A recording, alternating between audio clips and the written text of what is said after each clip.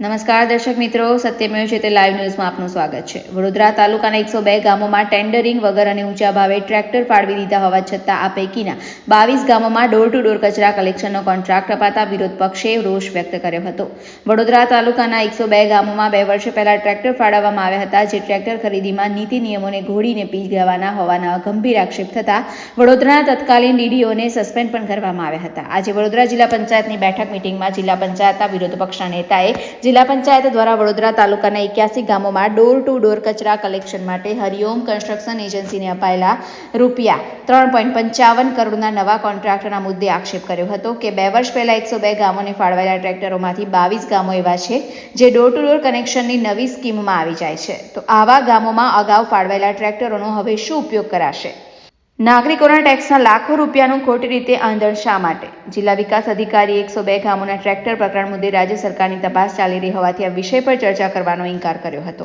પ્રજામાં આપણે કર ઉઘરાવીએ છીએ પ્રજામાંથી, તો એમાં સરકારશ્રી દ્વારા ઘણા સમયથી આપણે એ ચાલતું હતું કે ભાઈ આપણે પ્રજા પાસેથી જે આપણે લોકલ ફંડ શેષના પૈસા ઉઘરાવીએ છીએ, તો એના બાબતે વારંવાર માનનીય જિલ્લા વિકાસ અધિકારીએ સરકારમાં પણ રજૂઆત કરેલી હતી અને એમાં રજૂઆત કર્યા પછી આપણે એક દરખાસ્ત કરી અને સામાન્ય સભાની અંદર ઠરાવ કરી અને આપણે પંચાયત વિભાગમાં મોકલ્યું। ત્યાર પછી પંચાયત વિભાગે 23/11/2023ના રોજ આપણું જે અગાઉનું માંગણું હતું એ અગાઉનું માંગણું પણ મંજૂર કરી અને સરકારશ્રીએ આપણને જે 300 પૈસા પ્રમાણે આપણે જે પ્રજા પાસેથી કર ઉઘરાવીએ છીએ એને આપણે લોકલ ફંડ શેષ કહી શકીએ, તો એ લોકલ ફંડ શેષ સરકારે આપણી મંજૂર કરી છે અને આપણું જેટલું પણ બાકી માંગણું છે એ હવે આપણને સરકાર ટૂંક સમયમાં આપણને આપશે।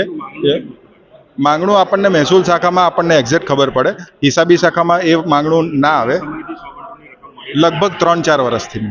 એકચ્યુઅલી તલાટી કમ મંત્રી જ્યારે મહેસૂલની સાથે એ સામાન્ય સભાએ જે તે સમયે સામાન્ય સભામાં ઠરાવ થઈ પ્રજા પર વધારાનો જે કર નાખેલો હતો એ પ્રજાના કર જેવો પ્રજા પાસેથી કર આવે અને કરમાંથી એ વિકાસના કામો અને જે પણ સરકારમાંથી જે ગ્રાન્ટો આવતી હોય એમાંથી ખૂટતી કડી પૂર્ણ કરવાના કામો સામાન્ય સભામાં મંજૂર કરીને આપણે એ કરાવતા હોઈએ છીએ। સામાન્ય સભામાં જો કોઈ પણ ઠરાવ થઈ જાય તો જે તે કહેવાનો મતલબ સંબંધિત અધિકારી પાસેથી અમારી પાસે જો બિલ આવે તો અમે એ તાલુકા કક્ષાએ ફાળવી જ દઈએ છીએ। હવે કયા કક્ષાએ આપ કયા અનુસંધાનમાં વાત કરો છો એ હું ચોક્કસ જવાબ નહીં આપી શકું છું। સ્ટેમ્પ ડ્યુટીની ગ્રાન્ટના તો આપણી પાસે અવેલેબલ ફંડ છે જ અને આપણને જે સામાન્ય સભાએ અત્યાર સુધી જેટલી પણ આપણને વહીવટી મંજૂરી અને તાંત્રિક મંજૂરી આપી છે એના અનુસંધાનમાં કોઈ પણ બિલ અમારી જિલ્લા કક્ષાએ બાકી નથી। કદાચ કોઈક તાલુકા કક્ષાએ બાકી હોય તો એ મારા ધ્યાનમાં નથી, આપ મને અવશ્ય ધ્યાન દોરજો, હું એનો જવાબ તમને ચોક્કસપણે આપી દઈશ। નહીં, પ્રોવિઝન કરવું અલગ વસ્તુ છે। જો સમજો પ્રોવિઝન ક્યારે થાય, જ્યારે આપણું માંગણું સરકાર પાસે, હું તમારી પાસે 10 રૂપિયા મારો માગતો હોય તો એનો મતલબ કે 10 રૂપિયા મારા આવવાના છે એવું હું ધારણા કરી શકું, બરાબર? તો પ્રોવિઝન આપણે અંદાજ કોને કહેવાય? તો અંદાજ આપણે એ આયોજન કરતા હોય તો જ્યારે આપણી આવનાર આવકના અનુસંધાનમાં પણ આપણે એ અંદાજ કરવો પડે, બરાબર? સરકાર આપશે જો અને તો પર જ થતું હોય આ વસ્તુ એવી છે, એટલે જો અને તો પર નથી। આપણી પાસે સ્ટેમ્પ ડ્યુટીના પૈસા તો છે જ, બરાબર? સરકાર આપણને જે 100 ભંડોળના ટોટલ 2 પાર્ટ છે। એક સ્ટેમ્પ ડ્યુટી જે સરકારની ગાઈડલાઈન મુજબ ખરીદી કરવાની થતી હોય છે અને બાકીની જે ભાગ છે એ 100 ભંડોળનો ભાગ છે। 100 ભંડોળ માટે જ્યારે સરકારશ્રી એટલે કે પંચાયત વિભાગે આપણને એવું કીધું, હવે 23/11 સરકારે આપણને મંજૂરી પણ આપી દીધી છે અને ટૂંક સમયમાં આપણને એની ગ્રાન્ટ પણ સરકાર આપી દેશે। 100 ભંડોળના કામો આપણે નથી કર્યા, જે સદસ્યોને આપણે ગ્રાન્ટો આપતા હતા, કહેવાનો મતલબ કે ગાઈડલાઇનની બહારના જે કામો હતા, બરાબર છે, જેમ કે સીસી રોડ છે, એ બધું ગાઈડલાઇનમાં સમાવેશ નહોતું થતું, એટલે એ બધા સદસ્યશ્રીઓ એ જે કામો છે એ સરકાર સદસ્યશ્રીઓ નહોતા કરી શકતા। હવે સરકાર કદાચ એ ગ્રાન્ટ આપે તો આપણે કરી દે। સરકાર આપણને સ્ટેમ્પ ડ્યુટીની ગ્રાન્ટ સમયસર આપે જ છે અને આપણે એને દર વર્ષે યુટિલાઇઝ કરીએ જ છે। ઇનફેક્ટ અત્યારે પણ આપણી પાસે 100 ભંડોળમાં સ્ટેમ્પ ડ્યુટીની ગ્રાન્ટ આપણી પાસે પૂરતી છે। એકચ્યુઅલી એ સમયે આપણી પાસે થોડુંક ફંડ હતું, આપણે આકસ્મિક ખર્ચાઓને ધ્યાનમાં રાખી અને આપણી જે પરચુરણ આવકો હોય એ પરચુરણ આવકોને ધ્યાનમાં રાખીને આપણે નાણાકીય ઔચિત્યના જે સિદ્ધાંતો છે એ મુજબ આપણે કરકસરની નીતિથી આપણે બજેટ ચલાવ્યું છે। બરાબર. અને જે પ્રમાણે આપણને જ્યાં કોઈક આવશ્યક ખર્ચો લાગે, જેમ કે કોવિડ આવ્યું હતું, તે એ વખતે પણ આપણે જ્યાં જરૂરી લાગે ત્યાં ખર્ચો કરતા હતા. સરકાર આપણને ગ્રાન્ટ સરકારશ્રીના ફંડમાંથી આપતી હતી જ, પણ જ્યાં ખૂટતી કડી પૂર્ણ કરવાનું કામ લાગે તો ગાઈડલાઇનમાંથી આવતું હોય તો ગાઈડલાઇનમાંથી, અને સક્ષમ અધિકારીઓ આપણને સહકાર મળે જ્યારે મંજૂર કર્યા છે તે આપણે ફાળવ્યા જ છે. વડોદરા જિલ્લા પંચાયતમાં જિલ્લા શિક્ષણ સમિતિ અંતર્ગત પેપર, નકશા અને ઉત્તરવહિની આ છપાવણી માટેનો જે ખર્ચ થતો હોય છે એ વર્ષ 2021-22ના વર્ષમાં 25,30,000 રૂપિયા જેવો ખર્ચો થયો.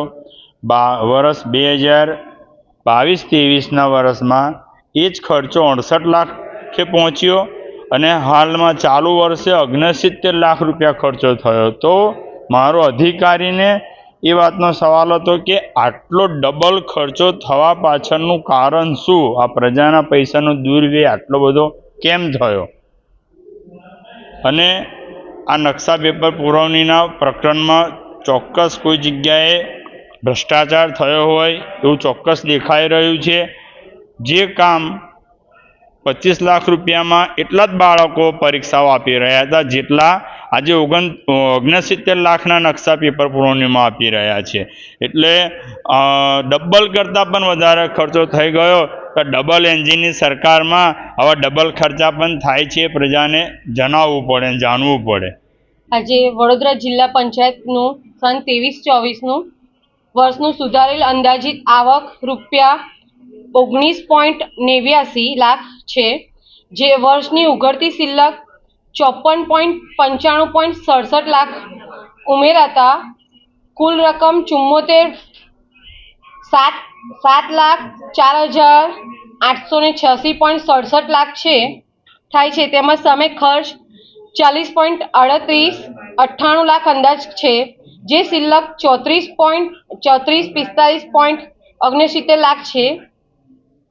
અત્રે આજે જે અંદાજપત્ર બજેટ રજૂ કરવામાં આવ્યું છે તેમાં દરેક શાખાઓમાં જેમ કે પંચાયત ક્ષેત્રે છે અમે 29 લાખ ફાળવ્યા છે, વિકાસ ક્ષેત્રે 20.90 લાખ, શિક્ષણ ક્ષેત્રે 64.80 લાખ, આયુર્વેદ ક્ષેત્રે 11 લાખ, આરોગ્ય ક્ષેત્રે 182.76 લાખ, મહિલા બાળ વિકાસ કલ્યાણ ક્ષેત્રે 111.50 લાખ, ખેતીવાડી ક્ષેત્રે 15 લાખ, પશુપાલન ક્ષેત્રે 4 લાખ, સામાજિક કલ્યાણ ક્ષેત્રે 18.25 લાખ, બાંધકામ ક્ષેત્રે 429.20 લાખ અને સિંચાઈ ક્ષેત્રે 23 લાખ બજેટમાં જોગવાઈ કરેલ છે. જિલ્લા પંચાયતના સદસ્યશ્રીઓએ સૂચવેલા કામો સન 24-25માં સદસ્યશ્રીઓએ કામ માટેની ગ્રાન્ટ દીઠ 7 લાખ મુજબ કુલ 238 લાખ તેમજ જિલ્લા વિકાસ માટે અને લોકહિતના કાર્યો માટે રૂપિયા 300 લાખનું આયોજન કરેલ છે. જિલ્લા વિકાસના કામો માટે સ્ટેમ્પ ડ્યુટીની ગ્રાન્ટમાંથી 2024-25ના અંદાજપત્રમાં 1200 લાખની જોગવાઈ કરવામાં આવેલ છે. આગામી નાણાકીય વર્ષ 24-25માં અંદાજપત્રમાં નવીન બાબતોમાં 1. નવીન ગ્રામ પંચાયત ઘર બાંધવા અર્થે 350 લાખની જોગવાઈ કરેલ છે. 2. પ્રાથમિક શાળાના બાળકો માટે ખૂટતી સુવિધા માટે 40 લાખની જોગવાઈ કરેલ છે. 3. કુપોષિત બાળક જેને આપણે લાલ અને પીળા ગ્રેડના બાળકો કહીએ છીએ તેના પોષણ અભિયાન માટે રૂપિયા 60 લાખની જોગવાઈ કરેલ છે. તેમજ વર્ષ 24-25ની નાણાં પંચની ગ્રાન્ટમાંથી જિલ્લા પંચાયતની 7 જર્જરિત ગ્રામ પંચાયતોનું નવીન ગ્રામ ઘર બનાવવા માટે કુલ 161 લાખનું આયોજન કરેલું છે.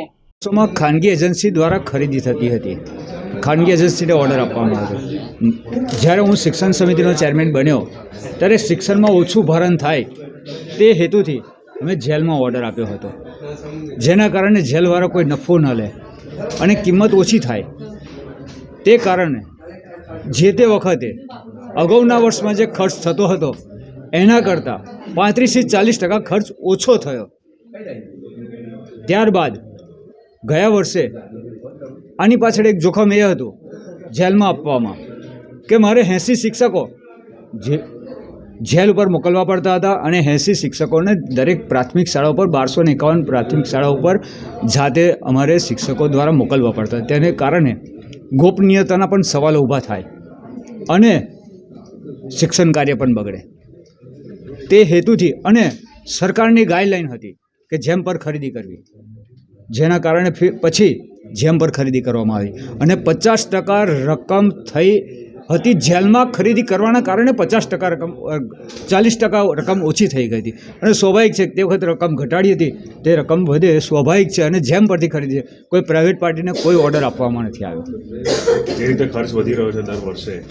રિપોર્ટર સની સિંધે, સત્યમેવ જયતે, લાઈવ ન્યૂઝ વડોદરા.